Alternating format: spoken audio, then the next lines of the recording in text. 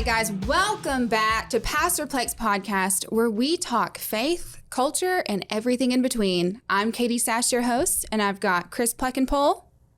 Oh, that's me. He was deep in thought over there. Yeah, I was. I've been thinking about all the questions we have. It's just so, I was like, man. I'm in the zone over here. Sorry about that. It was like a hardcore stare. Like, all right. I was like, we got, whenever you're talking about like what we're going to be talking about. It's a little, this episode's going to be a little it's intense. Heavy and challenging. And so I want to make sure I say words right. And so I'm sorry. I was with you. You care a lot. Yes, I do. Yeah. And I've got Joseph Aiken. Yep, I'm here. Yeah. Thanks for being here, Joseph. What a prompt response that was. That was really good. I was definitely. Well, guys, today we're going to be talking about critical race theory and how it relates to the gospel, different perspectives. We're just going to circle back. I know we did an episode a couple episodes ago where we mentioned critical race theory, and we maybe talked for about 10, 15 minutes. And we wanted to come back, elaborate on some things, and just go deeper because we didn't have enough time to go deeper. Mm-hmm. And so Chris found a definition. It was really important to find a clear definition of of critical race theory. And we know that some of you might hear this definition and go, that's not my definition, or that's not what I've read, or that's, because it seems like everyone has different perspectives on this. And but this is the clear definition that we found, because definitions are really hard to find with critical race theory. And this is from the Dallas Statement of Social Justice and the Gospel. Yep. Here we go. Critical race theory is the theory that the law and legal institutions are inherently racist, and that race itself, instead of being biologically grounded and natural, is a socially constructed concept that is used by white people to further their economic and political interests at the expense of people of color. It maintains that existing power structures are based on white privilege and white supremacy, which perpetuates the marginalization of people of color. In essence, if you're white, you are inherently racist and always will be. Yeah, so that is really challenging. Yeah, that's a lot to swallow there. Yeah, so all right, as we get into this, and Joseph, jump in. There are some things that I want to just sort of highlight because our nation does have a history of racism. I don't want us to back off that. I mean, that's not like no one's denying that white people have done really terrible things. Right. And when you do that, and so it could feel like, this is where I feel like if you are a person of color, then what happens is you can look at the world around you and just assume the way that it was is the way that it is and the way that always will be. Mm-hmm. And I feel like as I've been reading through some of the critical race theorists, like the people that propagate or teach critical race theory probably the most. And I have a story from White Fragility. It's a book by Robin DiAngelo that I just recently finished. And I was trying to look at a story that would encapsulate what critical race theory is and kind of how it perpetuates itself. And the one thing that's really cool, I don't know if it's one thing, but one of the things I really felt refreshing to hear from DiAngelo and Ibram Kendi, who's another author, is they would agree that white people are inherently racist and always will be. Mm-hmm. But they don't look at that as a sin, which is sort of a weird thing to... Really? Yeah, they say, well, they look at it as a sin, but they look at it... Okay, that's just part of our biology? Mm-hmm. Or psychology? It's more like, how I talk about sin, like sin in church? I'm like, if we say we have no sin, we deceive ourselves and the truth is not in us. In the same way, DiAngelo would say, if you're a white person... if we say we have no racism, we deceive ourselves and the truth is not in us. Right. Does that make sense? So she starts off with our concept of sin as human beings. She says that's the concept of racism for white people. You have it. You just need to accept it. And I'm not and to that extent, people of color. But people of color are not born with racism. No, they don't have that. But because they are not born into a system where the laws are against them from the get-go. Okay. So when you understand that, and again, it's not, and this just for the thing that's hard about this, you can't apply CRT to black people in the same way you apply it to white people, because that's the whole point, is it's a power structure for white people. All right. But so I want to go into that power structure for a second, because I think there's some inherent problems with it. Some key words in this are white privilege, white supremacy, right, and economic and political interests at the expense of people of color. Right.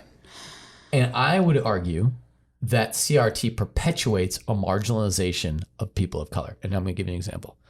So in D'Angelo's book, White Fragility, she writes about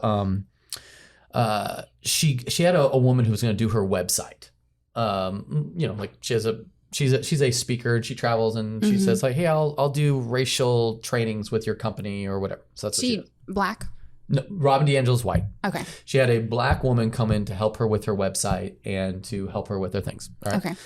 And she offends her. And one of the ways that she offended her is when the who offends who again? Sorry, the Robin, the white lady, who is the anti-race or anti-racism proclaimer. Okay. She offends the black woman who is the website designer. Okay. And here's how she offends her.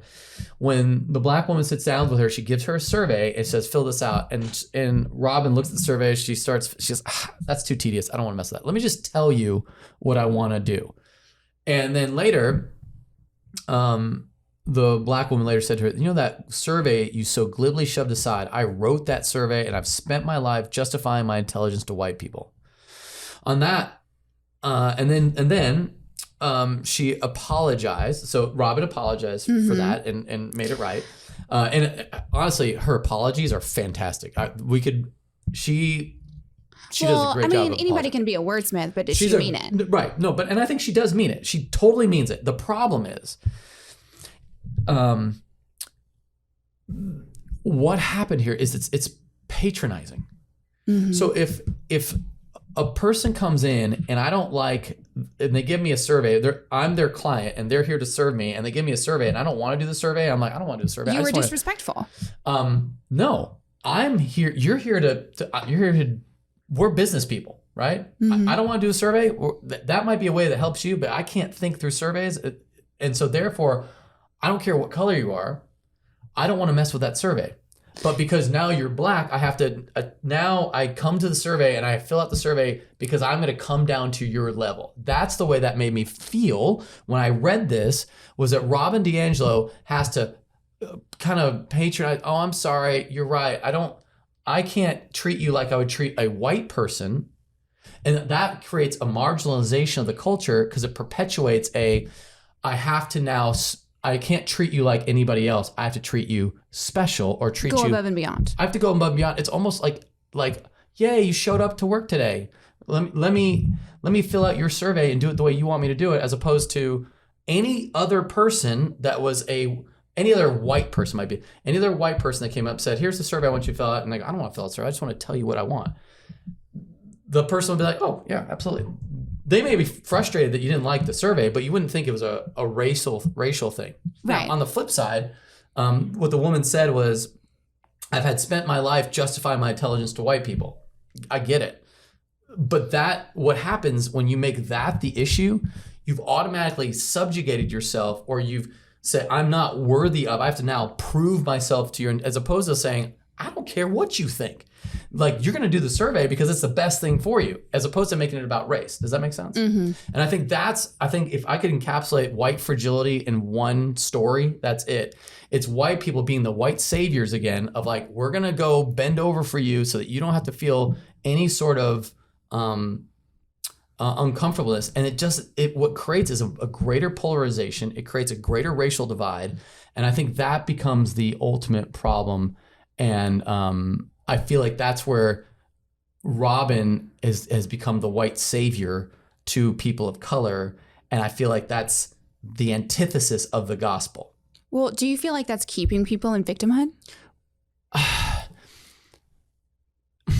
mean, again, if it was a white... It's like going, oh, poor you, because you're black. If it was a white person, and she said, I don't want to do your survey, the white person wouldn't go, I'm so offended by that. I worked my whole life and I've always felt myself not as good as you people. And so now, therefore, nobody would think that.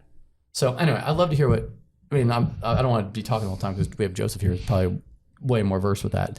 But I feel like that to me is when I read the critical race theory, and I've been doing the research on the readers, that story for me was probably the epitome of why there's a problem. Yeah. Joseph, would you hear that story? Do you have the same perspective, or what are your thoughts on that story? Or we can skip over the story and you can share your own thoughts. You don't have to respond to the story. So first off, I believe the gospel overcomes racism, period.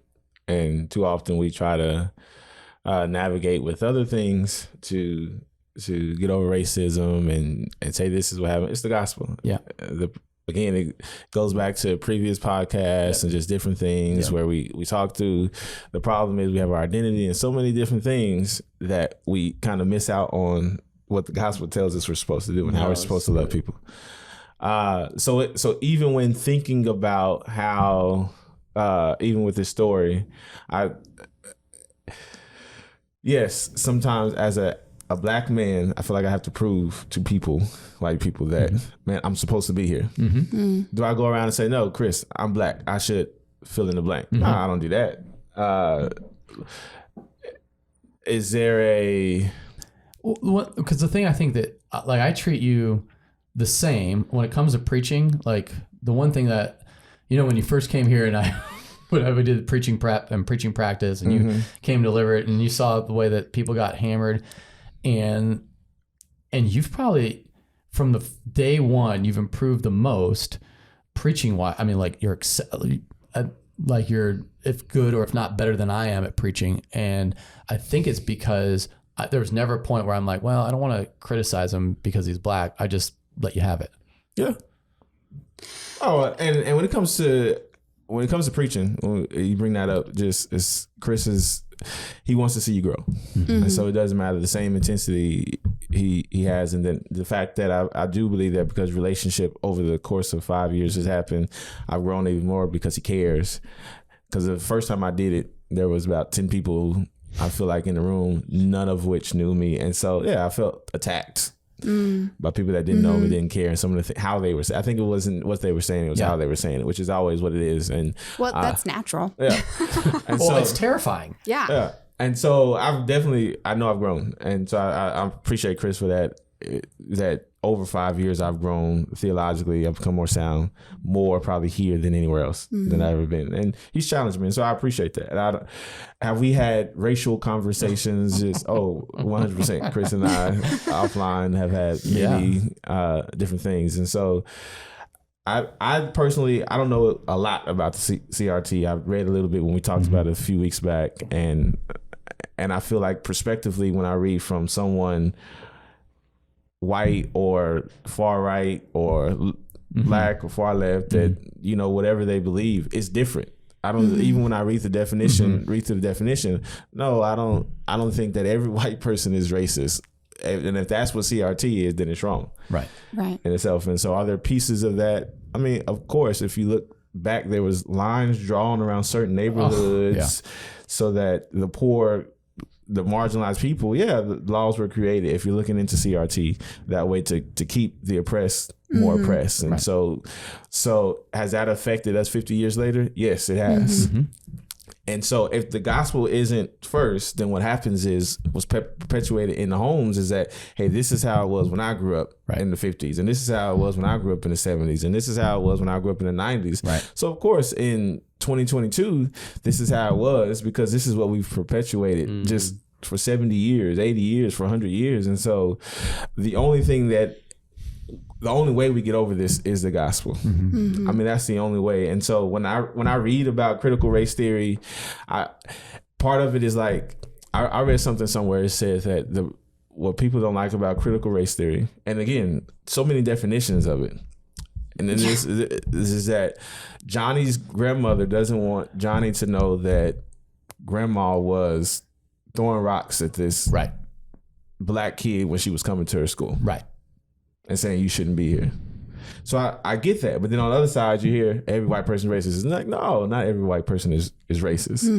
And so I don't know, honestly, critical race theory and why all of a sudden, because this is what, at least 50 years old, 60, I don't know. It was developed in the 1960s. Yeah. Came along with a lot of people don't know that. Yeah, it came along with the Black liberation theology. So a lot of people say that Martin Luther King was the Black liberation theology, but he wasn't. He was a predecessor to it. It really developed in the 60s and 70s. And Black liberation theology, I think we talked this last time, is that Jesus rose from the dead to help his resurrection. And so the thing I give them credit for, at least they believe in the resurrection, but it wasn't to free them from sin. It was to freedom from oppressed people. And although that there is truth to freedom from oppressed people, because that's what sin comes from, but it's more than that, right? But I think the problem with CRT is it doesn't have a biblical worldview. It doesn't have the gospel. So in Ibram Kendi's view, every time he says being a racist is supporting policies and ideas that perpetuate racist ideology. Being an anti-racist is supporting policies and ideas that don't perpetuate racist ideology, which you're like, your whole hope is in policies and ideas, and it totally X's out Jesus.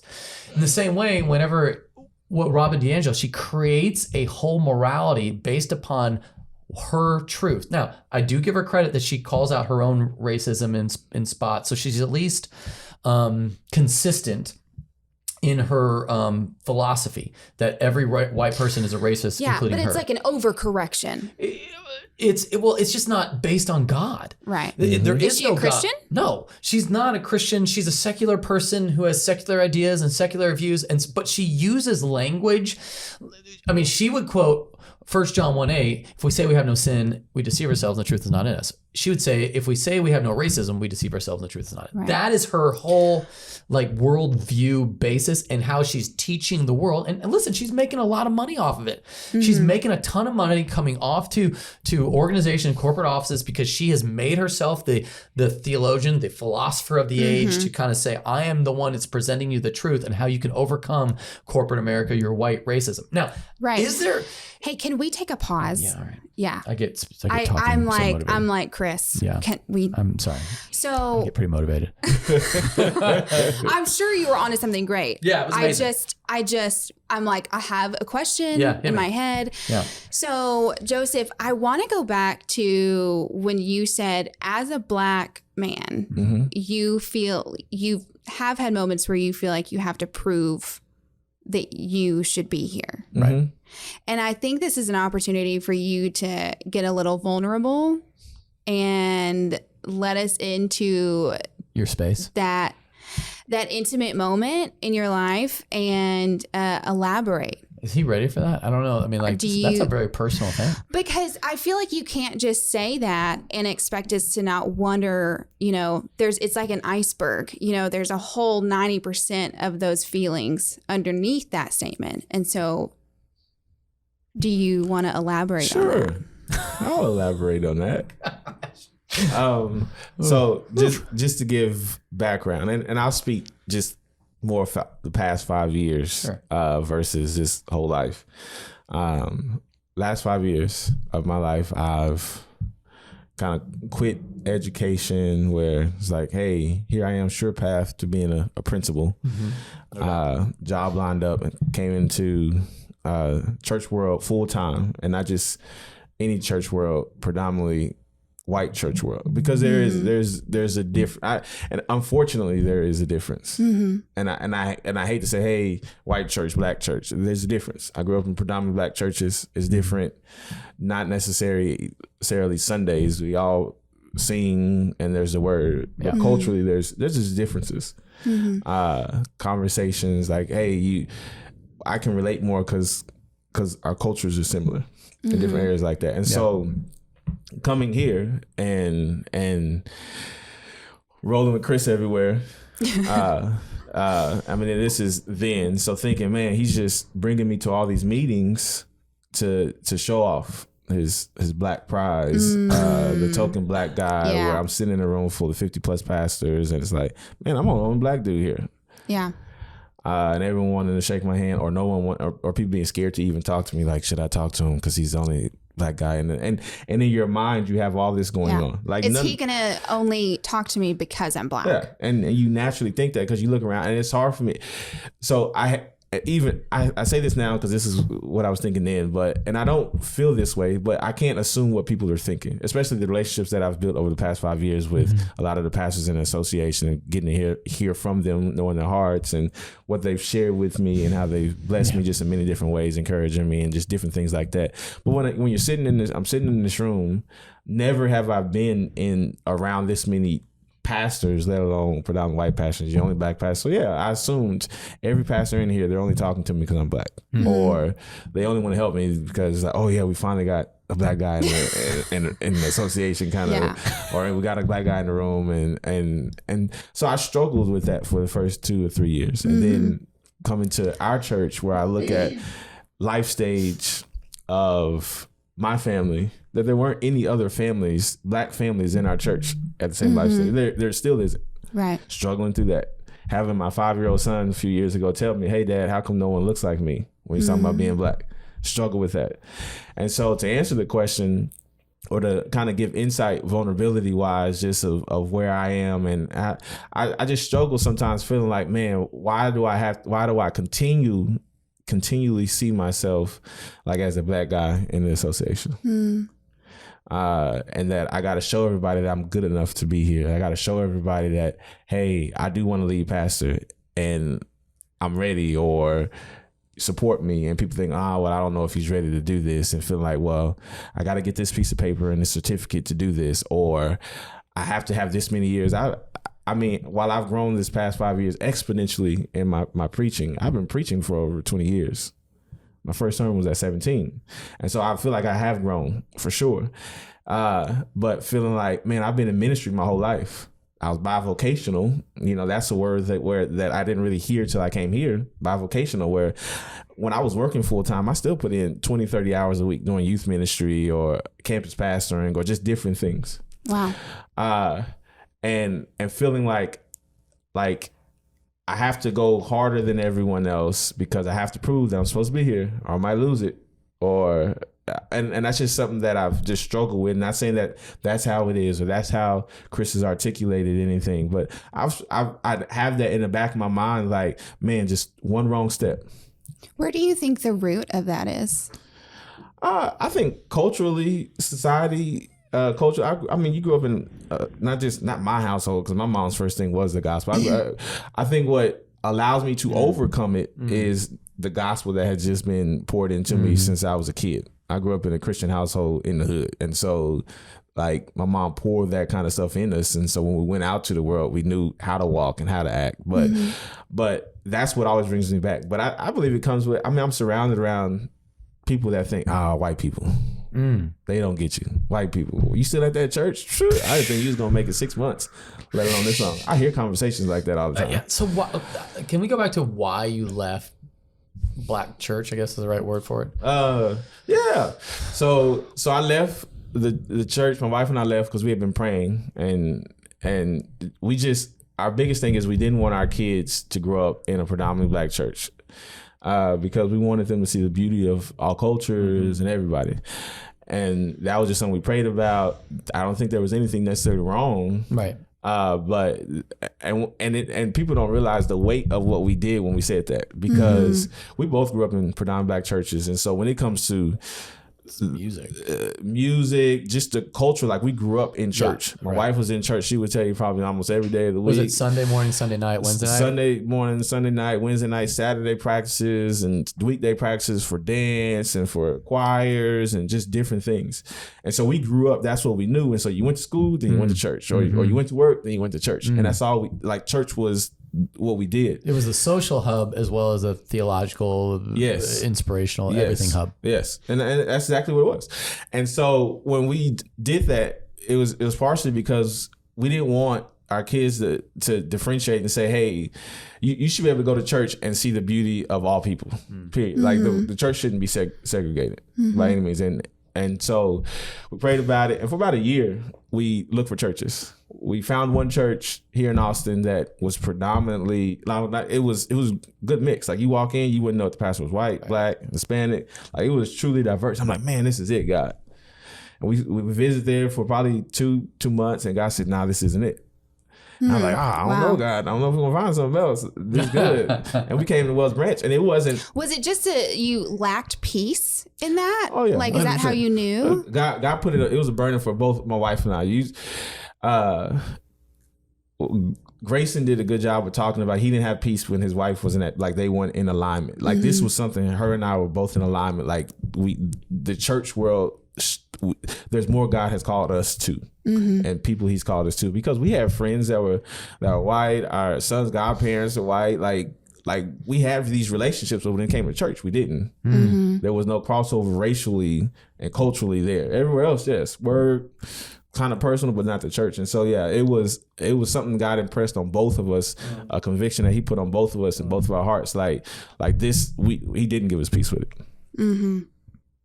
Wow, man. So thank you for being vulnerable and sharing that. Well, yeah, I'm sure you could have. Yeah, I'm sure you could have gone 50% deeper, but 89%. No, just play. Well, I feel like people would appreciate that.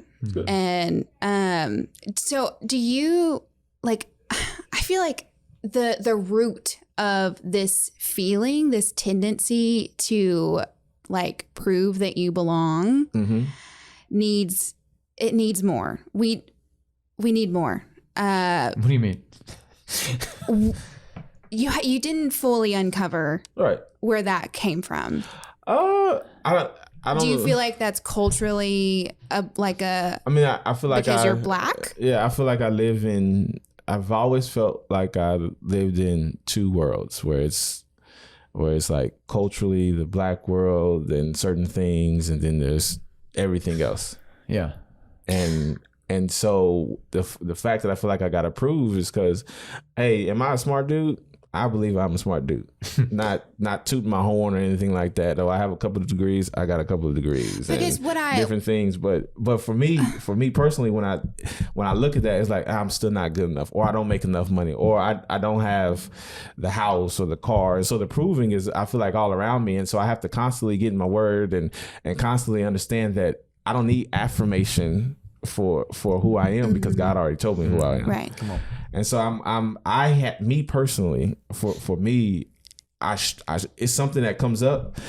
I overcome what comes up with the gospel and with the word of God and prayer and things like that. And so do I feel that sometimes? Yeah, I struggle, and I feel that I have to prove something sometimes, or I may not be good enough, or I need to go to the next thing, because if I don't go to the next thing, then I'm gonna be stuck in this bubble, right, or whatever. But I think I need you to clarify that you don't feel that the color of your skin is a barrier or a stumbling block for your future or success. Or if it is, just own it. I mean, is that what you're saying? Because I'm not sure what you're asking. No, I'm asking if that's how you feel. Oh, okay. Because you have that tendency to feel the need to prove yourself. Is that because of the color of your skin and because culture has said or put that in your head? Do I feel that being black hinders me? Yes. No. Okay. I do not feel that being a black male hinders me. I love being black. Yeah. I'm proud to be black. Is it okay if a white person says I'm proud to be white? I think so. Okay. Just curious. I don't think. I mean, I'm proud of my heritage, where I come from, the culture, all those different things. I don't think it's not. Yeah, I don't think it's wrong for a white person to say I'm proud to be white. Especially someone I know. It's like, are you proud to be white? Why? Like you want to kind of like, why are you proud? No, or why are you proud to be black? Like we can go both ways. And what happens, I feel like you go back to like this. The CRT and some of the things that we've been talking about, is like, it's okay for a black person to say it, or it's okay for a Hispanic person to say it, but if a white person says it, it's wrong. I think and someone would argue, because everything is yours, or you can't say white that. People have been controlling black people's language forever, and so the problem with that, again, you attack it with the gospel, and I always take it to the gospel. When I don't understand, well, let's talk about the gospel. What does the gospel say about it? No, I don't think there's anything wrong to be proud of that. I'm more proud to be a Christian. Yeah, I'm more proud to be a believer. I'll put that above. I'm not we were talking about this before, but I'm not a black Christian. I'm a Christian who happens to be black. I'm proud of both of those for sure, but I'm more proud of being a believer of God and being able to take this word to the world and to all people, not just black, not just white, not just young, not just old, not just rich, not just poor. Like, I want to go to the east side, to the west side, to the north side, to the south side. Like, I want everybody to know who Jesus is. Then, hey, let's overcome these barriers that separate us, not because we're not proud of who we are, just because that's the filter we're seeing through. Like, stop seeing through that filter first. I think it's okay for me to acknowledge that you are a white female. I think that's fine, but now let's get past that. Okay, yeah, she's white female. Let's go to, yeah, she's crazy. Yes, we know that she's crazy. she walks next door. I didn't know that's the direction you were going. Yeah, she walks next door to go to the bathroom. Let's talk about those funny things. You know, like Katie did that. Literally, she won't go in the bathroom where I. Okay, well, we have to do go we on. want to go there? I don't think we want to go there. Anyway, I just love you for you, all of you, the not just the external factors. And I think we get so caught up on the external factors of people that we don't see the spirit and we don't see what God has done, what God is doing. And so that's where I like to go. And so for me, no, I don't think that's hindering me. I think where I am at Wells Branch Community Church, that God is just keeps pulling me back as far as growth to launch me into what's next. Right. And I feel like Chris is a part of God's plan, and we were supposed to overlap. And we've had hard conversations, Chris and I have had, not just about me being black, but just other different things, like or how I feel about being black and being at Wells Branch Community, like just about other things. And so those conversations have had to happen for both of us to grow, to build trust. And I think one of the things that Joseph challenged us a long time ago, and I think it's one of the things where. Well, let me just tell you what he challenged us. He said, look in the last 10 text messages and see if all the people look like you. And if they do, that's probably an indication that you aren't as multi-ethnic as you thought you were. And I love that thinking, which means that what really creates a division between people when we start seeing people as different, because white people have said this quote, you're not like those black people. Right. Like, you know what I'm saying? Like, oh, Joseph, you're my friend. You're not like them. And what has happened is we have and this is apart from critical race theory. So sorry that people are like, what? But let me just go this one part. If I say black people are a stereotype thing, but you are my friend and you are different, I've now disassociated someone from their race, and now I'm not seeing them as a greater whole, but at the same time, you created two parts. I have, and also it's just what it shows is I haven't had a chance to get to know a culture. I've gotten to know a person, which honestly is great. But the problem is I only know one of those persons. Does that make sense? And so therefore I've assumed that this is the one unique individual that's not like the rest of those. Now, I do think we can get so politically correct that we can't laugh at. Is there funny things about being white people? Yes. Yeah. Is there funny things? I laugh at white jokes all the time. Right. But and is it okay for you to laugh at white jokes? The part that goes hard is is it okay to laugh at black jokes? See, that's where it goes. Yeah, I think it is. So if people are gonna make jokes about me being white, then I can laugh at that. But fair. But that comes with trust, and it comes with the hard part is to just like, if two white people are sitting around making a black joke, that's probably not okay. If you're insecure around black jokes, then that probably means that you view. Yeah, that says something about your view. Yeah, and so when you think about even with the joking, like Chris is like, you're on it in the sense of just as much as I should be able to laugh at white jokes, should be able to laugh at black jokes, just as much as you can make a white joke. If I'm on the other side, I should be able to make a white joke or a black joke or whatever. Right. And so, but again, the relationship aspect helps pour into that. And so, example is there's a white comedian who I think he married a black woman. Right. And so, as far as being well connected with the black community, he can make black jokes, right? But he understands, and he's been there, and people laugh and they're like, oh, okay. It's not like he's just going around talking craziness. And I think part of it is how intentional are you about the relationships period with the African American community, just people and learning about the culture. So just joking wise, Right. where you can joke like that. Right. Grace and I make white and black jokes all the time. Right. And he's okay with doing it because he knows me and we have a relationship. And it's not like it's messed up, derogatory things like that. But Right. he can make a joke. I get it. I know it's hard. We're having fun. I can do it on the flip side. Right. I don't have that type of relationship with everybody. Right. Right. And that's where it's difficult, right? Because let's just go white people, right? If I start calling you white trash and I'm doing it to be derogatory. Well, I wouldn't think that has anything to do with my race. Oh, yeah, it does. I would think white trash is like, oh, I grew up like as a hillbilly in a trailer park, like. Right. But the reality is there's a sense of like, okay, my whiteness is better than your whiteness. Okay. Or if I called you like paper white, like if I was kind of going down that road and like, so then I make fun of your complexion or I make fun of white trash is a common stereotypical thing. And so that could be an offensive thing or if like, oh, that was a really white trash thing to say. Or if that was, of course you would say that because, you're white trash. Right. Yeah.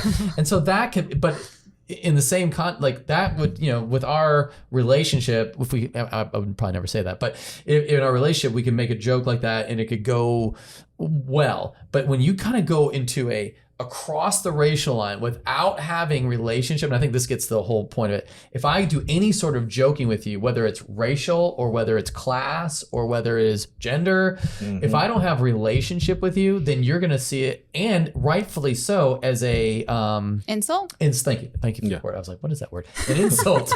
I'm insulting you, and I'm doing it to make myself feel better and get at the expense of you. Right. My benefit at your expense is a joke that kind of, whereas it's just like if another woman said that I sound dumb. Yes. I'm sorry. I didn't mean to be that enthusiastic about it. We can just bring it up. Right.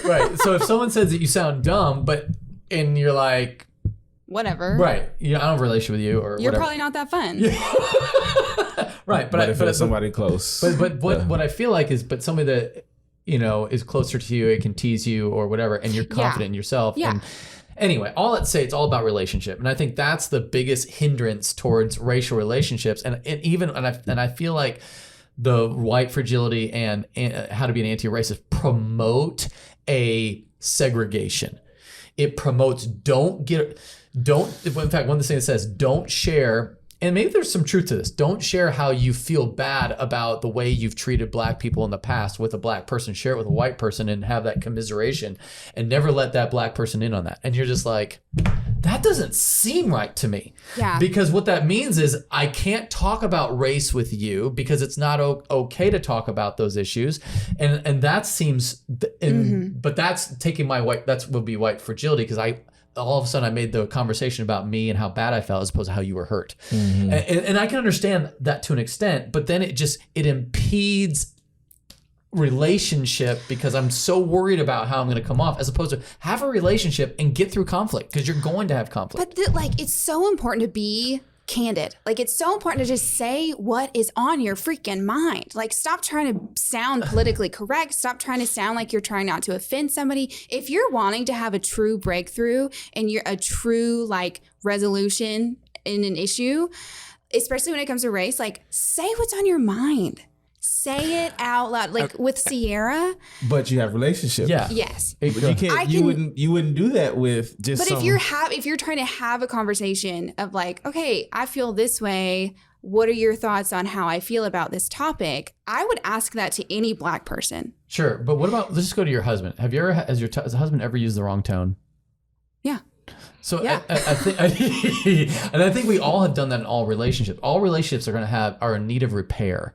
And I think if we can go into a relationship understanding that I offend my own wife who knows me better than anybody. But if you're not saying how you really feel, then how are you going to get to the bottom of it?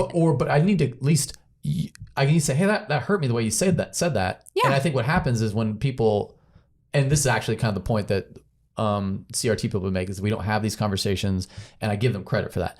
But the reason is they've given us so many rules to follow as opposed to have a relationship, and then right. But again, here's what not to do to look racist. Right. When you have a construct that doesn't involve God, then reconciliation, it really isn't a part of the conversation. Mm-hmm. It's something like, here's all the things not to say and not to do, and let me build walls around you so you don't ever have to have a conflict play. Or here's the rules of war or rules of engagement for you. And if you don't follow these, you're being a racist. Well, so like with Sierra, over the last couple of years, there have been a lot of really dumb things that have happened to try and, push back racism. Like you can push it back. Like it's not. Well, it's like darkness. Push back the darkness. Yeah, but I mean, I don't know. Anyway, like there's so many like random little changes or tweaks that have been made by society in order to try to make society look less racist. And so I would Marco Sierra and be like, can really, like, they think this is going to make them look not racist. Mm-hmm. They think this is going to change anything. Mm-hmm. They think this is going to make this magical disappearance of racism in the world. And like people are just suddenly going to have a heart change because you changed the name of something, or because you like said, okay, I'm going to stop saying master bedroom. Or I remember that was a whole thing. And I was just like, oh my gosh, people, like, this is so stupid. And I would say all of this to Sierra, and Sierra could filter it and say everything she needed to back to me. And I would listen to her and we would talk about it and we'd have really good dialogue. But it's because we were both unfiltered.